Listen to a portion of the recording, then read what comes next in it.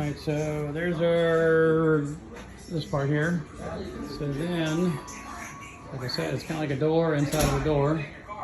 And we have enough room. We already checked to make sure we have enough room down here for, down here will be one vacuum cleaner, another vacuum cleaner over here. And we're thinking about some shelves up here. Some shelves up here, but we haven't got to that point yet. No doorknob yet. We'll have the lock off.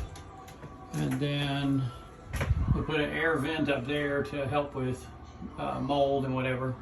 And then we kept this shelf right here. So the first shelf we kept, but the second shelf was problematic. So we had to cut that shelf back and we'll paint all that.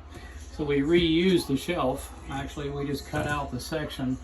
But the cool part is you can actually put stuff up in here, whether it be toilet paper, beer, whatever, or coffee machines or whatever. And yeah, we can make this bigger if we want, but I think this is about what we want. So we got the bottom shelf, and then we got the top shelf up there, and there'll be a light up there most likely, or at least a light right there. I've already got them downstairs. I just haven't had a chance to install it yet. But we also, this has been drywalled, so, and that's